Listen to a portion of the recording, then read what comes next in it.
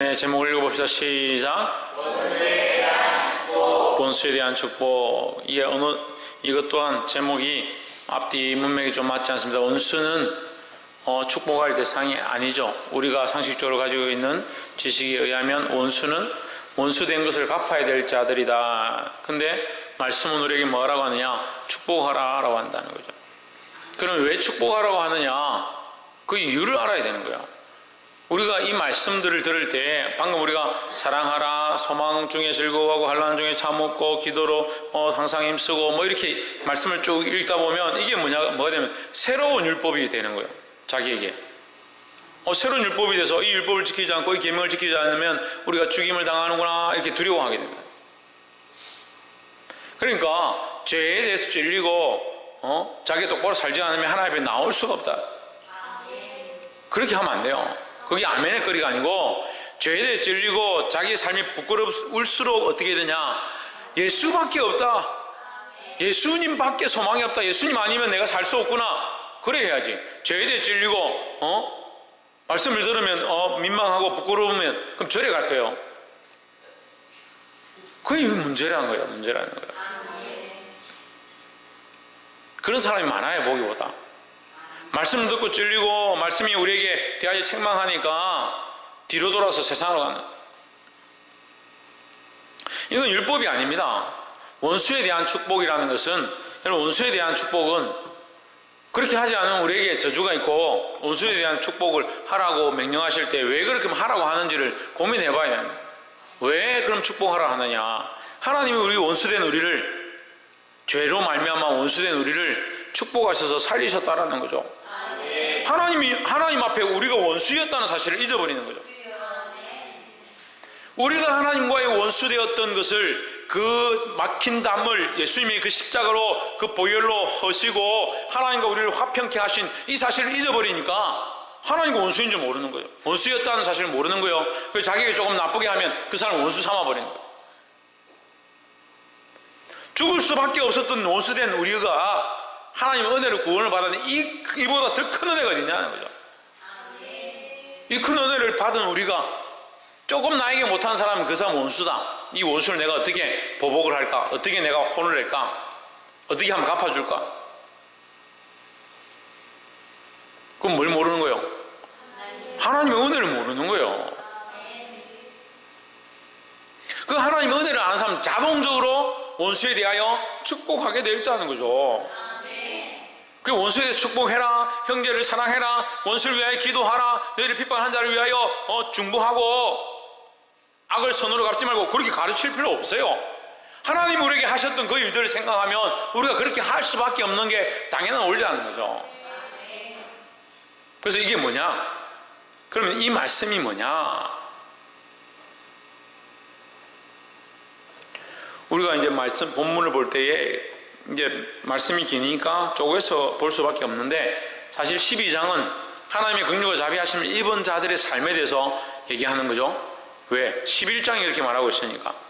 11장은 또 그 앞에 하나님께서 우리를 어렵다 하셨다 함에 대해서 말씀하고 있고, 또 그 앞에 복음을 위하여 부름받은 사도 바울을 통해서 우리에게 이 말씀을 전하고 있다.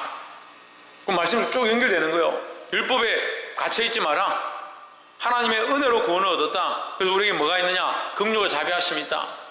유대인뿐만 아니고 그 유대인이 완악하게 된 것은 우리에게 이 하나님의 은혜를 가르치기 위함이다. 그래서 또한 우리가 하나님의 은혜로 구원을 얻은 것은 우리가 구원을 얻고 끝나는 것이 아니라, 우리가 구원을 얻음으로 말미암아 그 유대인들, 로마인들이 로마에 있는 그 유대인들이 질투하고 정신을 차리고 다시 돌아오게 하기 위함이다라는 거죠. 그것이 하나님의 지혜요 지식에 부유함이다라는 겁니다. 그래서 하나님은 모든 백성들이 회개하고 돌이키고 하나님이 돌아오기를 원하신다라는 겁니다. 너희가 이 하나님의 지혜를 안다면 뭘 안다면, 하나님의 이 지혜와 지식의 부유함을 안다면, 좀 더 나아가서 뭘 안다면, 예? 긍휼과 정의, 자비, 또 그 한마디로 하나님의 긍휼과 자비, 은혜, 사랑, 그게 하나님 마음. 그 지난주 말씀의 제목이 뭐예요? 하나님의 마음을 알자. 그 본문 나가면 하나님 기뻐하시고 선하시고 온전한 뜻이 무엇인지 분별을 하도록 하라. 하나님의 뜻. 하나님의 뜻. 12장 2절에 하나님의 뜻. 너희를 향하신 하나님의 뜻. 그 뜻을 알고 살아라는 거죠. 하나님의 뜻과 뭐가 반대되겠습니까? 나의 뜻. 또 나의 뜻과 반대된 세상의 뜻. 그렇죠.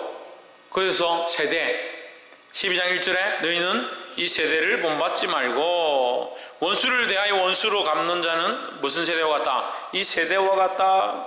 너희는 이 세대에 속한 것이 아니고 이 세상에 속한 것이 아니고 하나님의 자녀고 하나님의 백성이다. 긍휼을 입은 자다. 자비를 얻은 자다. 은혜를 입은 자다. 구원을 받은 자다. 우리 안에 뭐가 있느냐? 하나님의 뜻에 비침을 받은 은혜가 있다라는 거죠.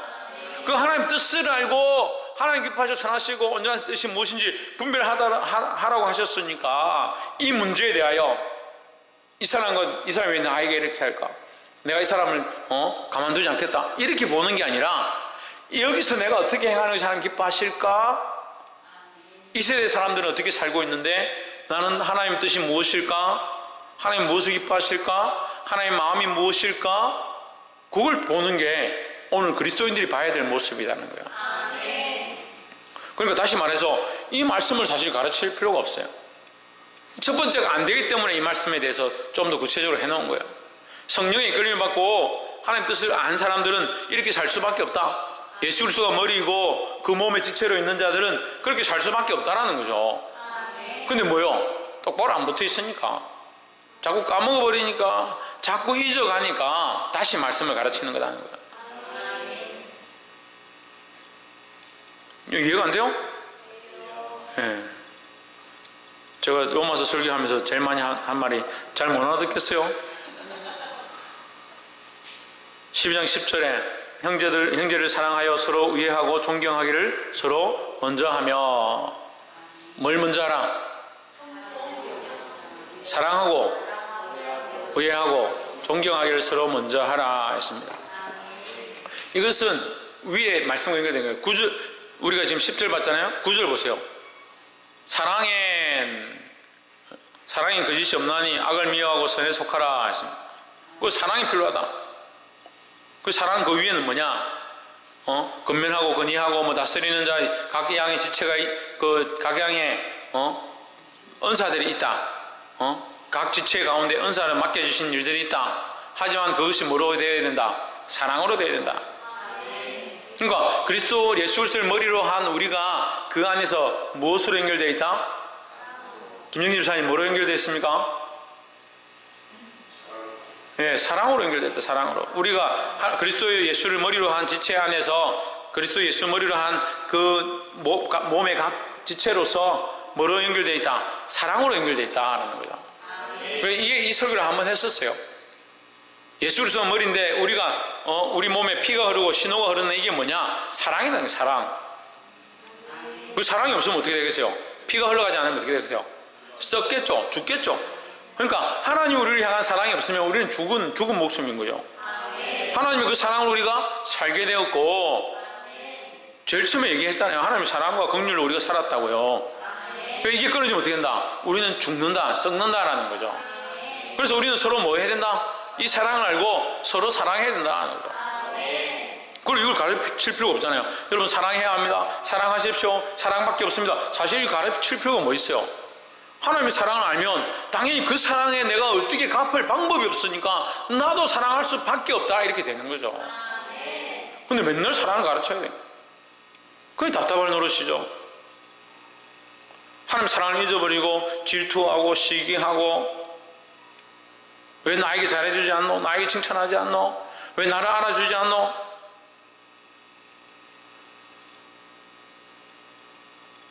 더 심각한 건 죄가 죄인 줄 모르고 자기 지금 마음이 상한 것이 질투와 시기에서 일어나는 줄 모르고 두 마음을 품고 새 마음을 품고 내 마음을 품고 온갖 생각들 안에서 짬뽕이 되어 있는 그런 인생을 살고 있으면서도 원래 그리 살았습니까?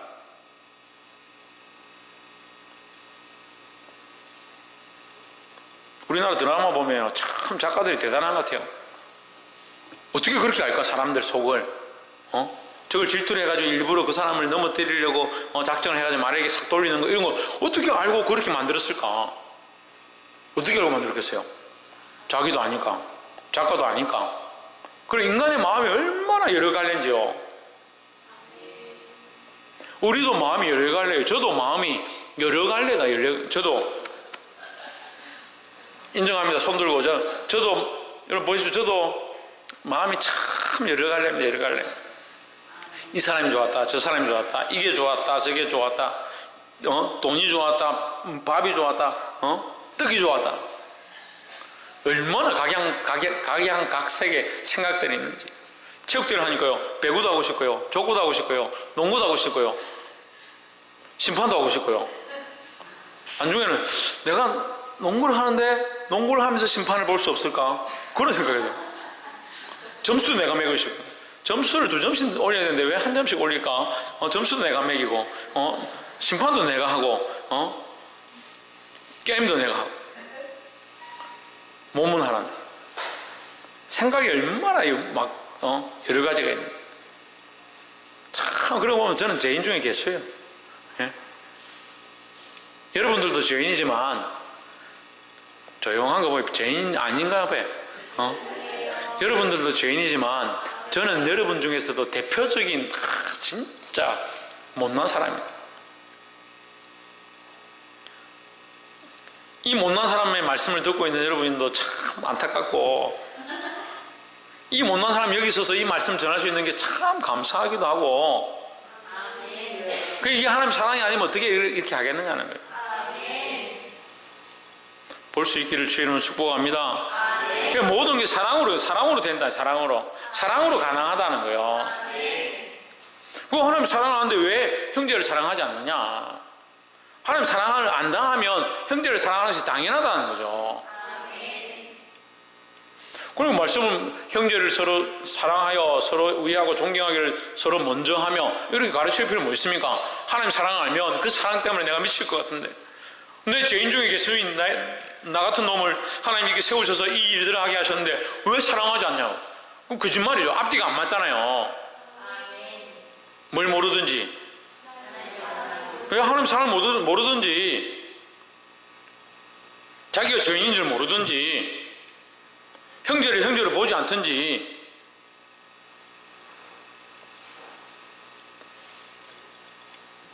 옆에서 한번 보세요. 먼저 하나님의 사랑을 발견합시다. 먼저 하나님의 사랑을 발견하고, 먼저 하나님의 사랑을 발견하면 나의 죄인됨을 알고, 그 다음에 형제를 사랑할 수밖에 없다라는 거예요. 11절 부지런하여 게으르지 말고 열심을 품고 주를 섬기라 하십니다. 전 말씀 쪼개는 걸 정말 싫어하는데요, 말씀을 쪼개서 설교해요. 11절만 가지고 설교하는 사람도 있어요. 참 대단하다. 11절만 가지고 어떻게 말씀을 해요? 부지런하여 게으르지 말고 열심을 품고 주를 섬겨라. 그러니까 부지런한 사람들이 아침에 새벽에 일찍 일어나서 장보러 다니고 이런 사람들은 정말 예수 믿는 사람다운, 그리스도인다운 사람이다.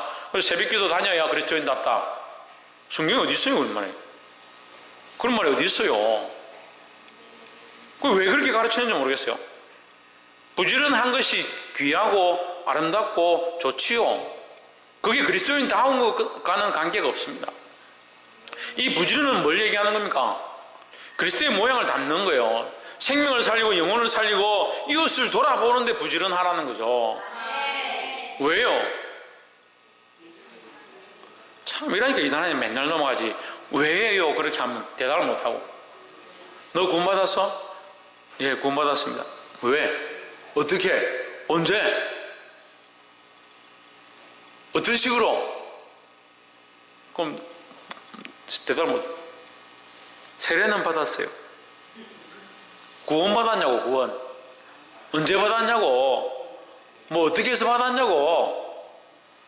우리 엄마가요 권사님인데 내보고 열심히 교회 오라 해서 지금 열심히 세례 받고 잘 다니고 있어요. 그래, 그러니까 문제 아이가. 거기에 안 되겠다 우리 교회 오나.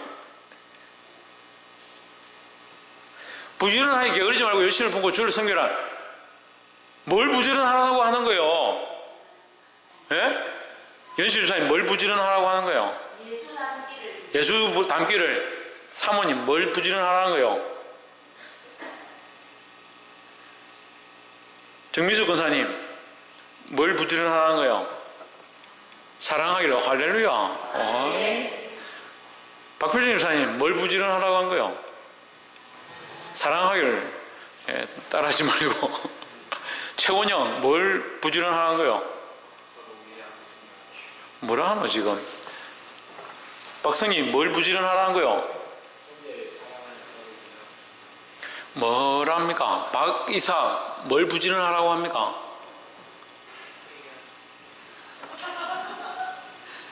보세요 여러분 11절 보세요. 부지런하여는 뭘 꾸밉니까? 게으르지 말고를 꾸미죠. 게으르지 말고는 뭘 꾸밉니까? 열심을 품고를 꾸미죠. 얼마나 쉽습니까? 부지런하라. 부지런하려면 어떻게 하지 마라? 게으르지 마라. 부지런하고 게으르지 않으려면 열심을 품어라. 왜? 주를 섬기기 위해서요. 그리고 여러분 말씀에 지금 해답이 있는데 자꾸 딴 데서 찾는 거를 너무 많이 배웠어요. 다른 데서 끌고 오는 거 자꾸 배워요. 주를 섬기는 것을 부지런하고 게으르지 말고 열심을 품으라고 지금 말씀에 분명히 되어 있잖아요. 제가 뭘 틀렸습니까? 말씀에 있는 대로 얘기하고 있는데. 근데 왜 자꾸 딴 데서 가져와요? 부지런하긴 부지런한데 주를 위한 섬김이 아니다. 주를 섬기기 위하여 부지런하고 주의 영광을 드러내기 위해 부지런하고 생명 살리기 위해 부지런하고. 그래서 주를 섬기는 것에 대해서 예수님 말씀하십니다. 너희가 인자가 줄일 때에 먹을 것을 주었고 인자가 목마를 때 마실 것을 주었고 인자가 헐벗었을 때 입을 것을 입혔다. 그렇게 하니까 사람들이 뭐라고 합니까? 주여 우리가 언제 주님께 옷을 입혔고 언제 먹을 것을 대접했고.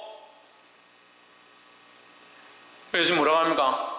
이 작은 소자 하나에게 이 어린 아이 하나에게 한 것이 곧 내게 한 것이다 했습니다. 어린아이에게 왜 해요? 왜 합니까? 왜 어린아이에게 합니까? 그 영혼을 살리기 위한 거다 하는 거죠. 우리에게 가장 큰 기쁨, 가장 놀라운 사실이 뭐냐? 예수 그리스도의 십자가로 말미암아 하나님의 그 은혜로 구원함을 얻은 것이 가장 큰 사건이잖아요. 근데 그걸 잊어버리고 자꾸 뭐요? 새벽시장 나가서 열심히 봐가지고 장사해가지고 돈 많이 벌면 참 부지런하고 게으르지 않고 열심히 품은 사람의 모습이구나. 그게 참 성도구나.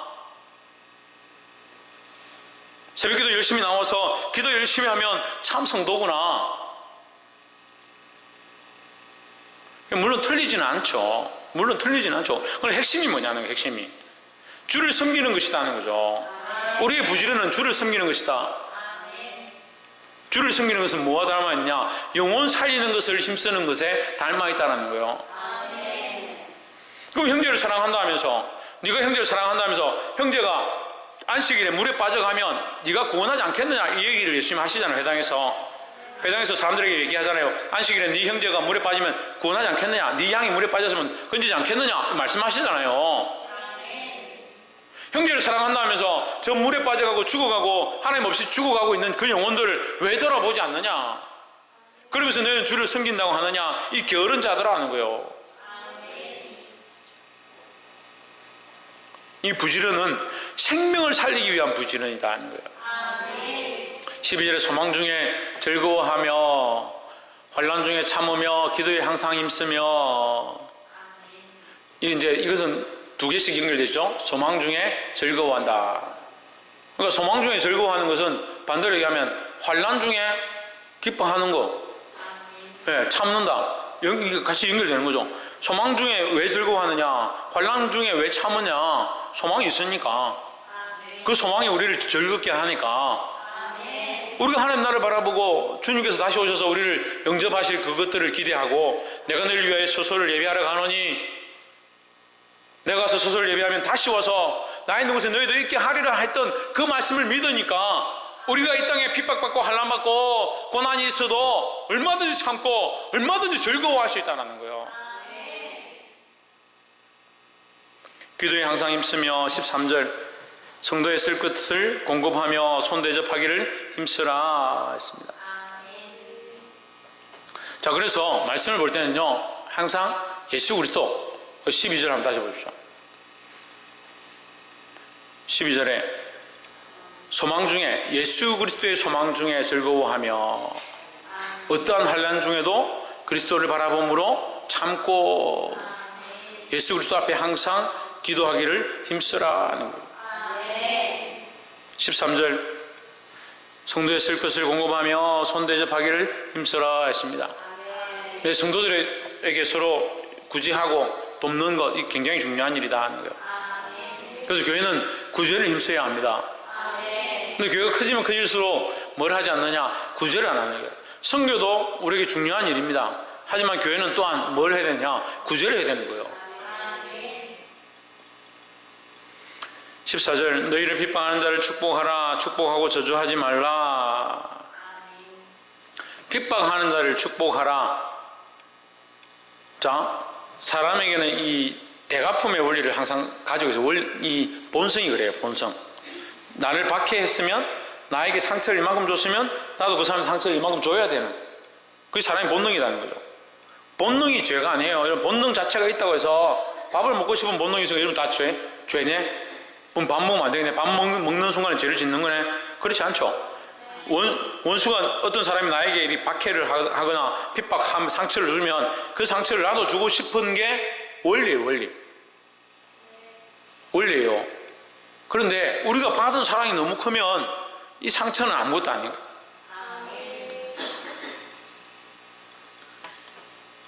지금 복권이 당첨돼가지고 수십억이 지금 통장에 들어왔다. 지금 갑자기 문자가 왔는데 통장에 지금 수십억, 수백억이 들어왔다. 그래서 지나가다 친구를 만났는데 친구가 100원짜리 어제 빌려갔는데 친구 보자마자 100원짜리 갚을래 안 갚을래 죽을래 살래 그렇게 할 지금 시간이 어디 있어요. 은행 쫓아가 지금 돈 찾기 바쁜데 100원짜리가 지금 신랑이 할 그럴 여유가 어디 있어요. 얼마나 지금 가슴이 벅차겠습니까? 몇백억 은행에 들어왔다. 우리 성도들은 워낙 돈에 대하여 자유하니까 몇백억이 그 정도는 아무것도 아니다. 우리 성도들한테는 돈의 비유가 별로 안 좋구나. 1만 달란트 빚진 자와 100데나리온 빚진 자를 그 얘기를 하려고 하는데 우리 성도들은 이게 돈에 대해서 너무 자유하니까 그래서 믿음대로 헌금하라 했더만은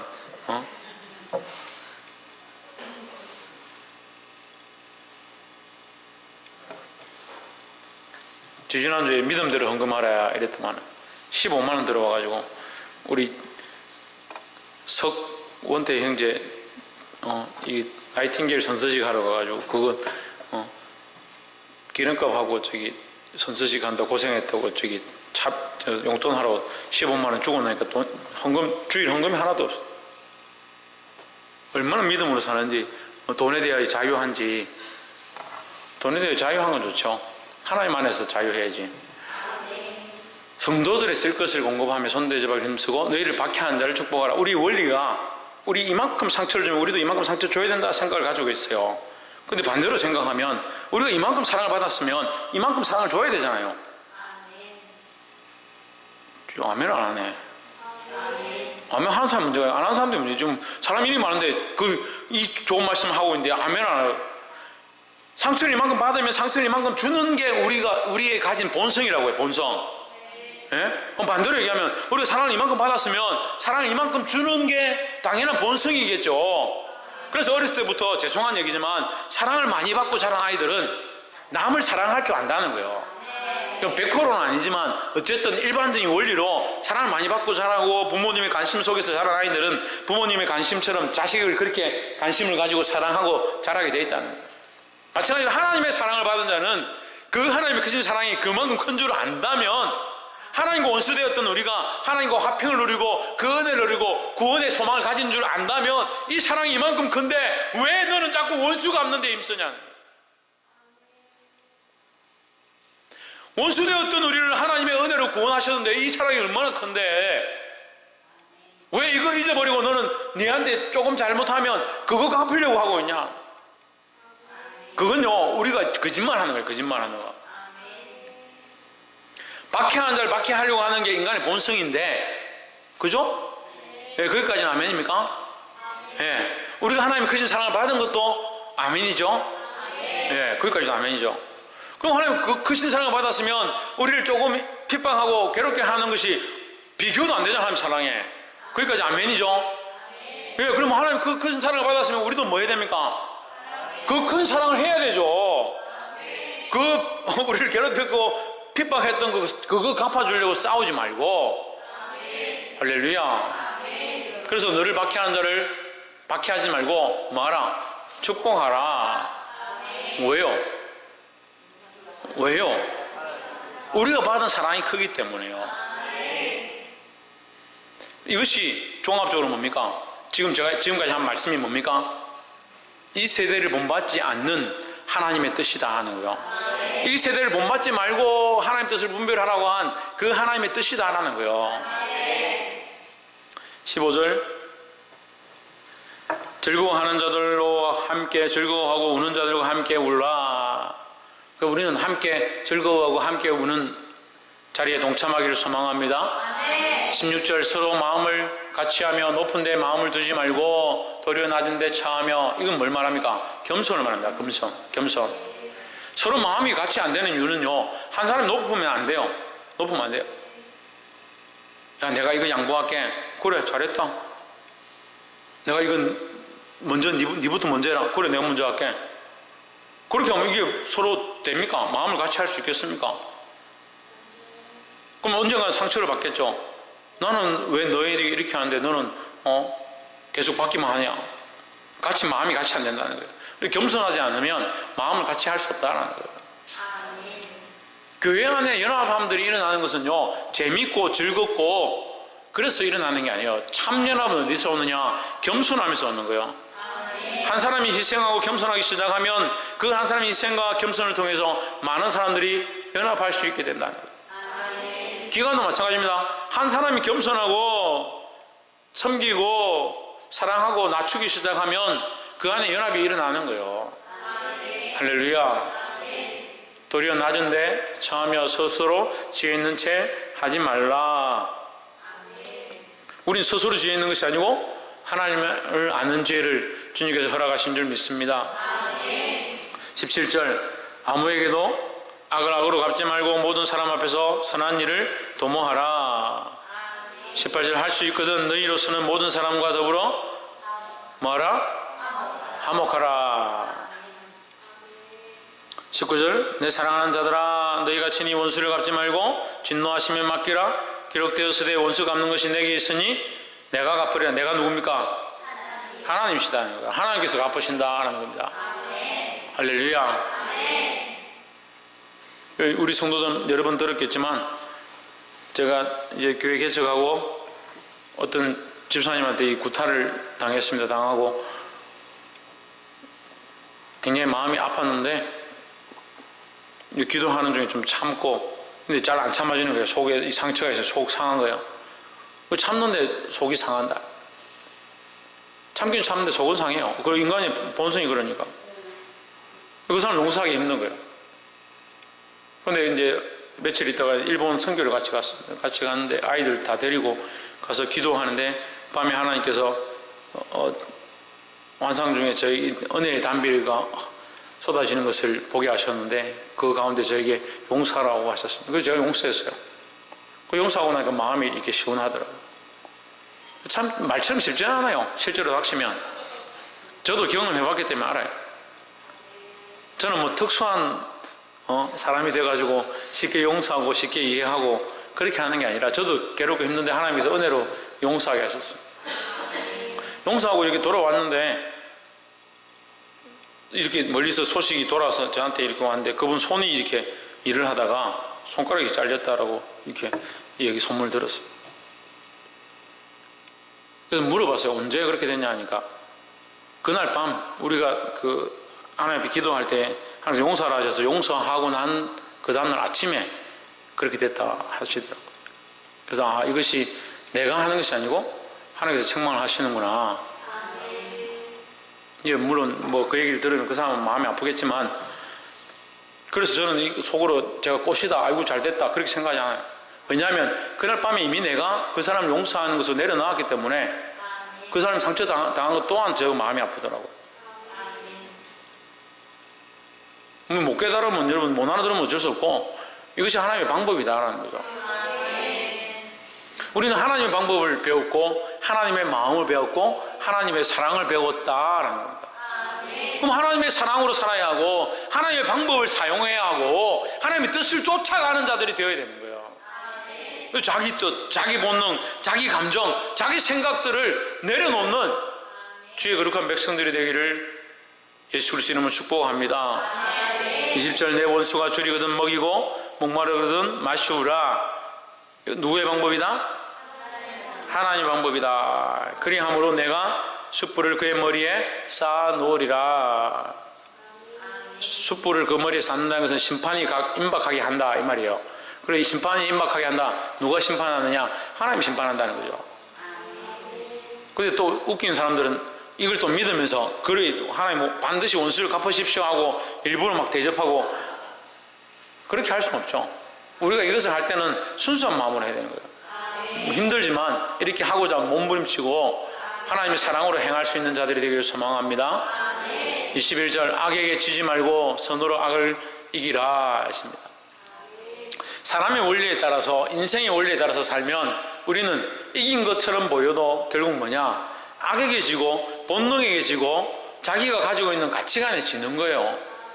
내가 가진 가치관이 아니라 내가 생각하기에 옳은 것이 아니라 사회에 통념적으로 그것이 선하다라고 하는 그 선을 쫓아가는 것이 아니라 하나님의 방법으로 사는 거예요. 그래서 우리 안에 하나님의 이 사랑을 가지고 이 세대를 본받지 않고 하나님 뜻을 따라 수많은 사람들을 사랑하고 섬기고 일으키는데 살리는데 사용되어지는 저와 여러분 되기를 예수 그리스도 이름으로 축복합니다. 기도하겠습니다.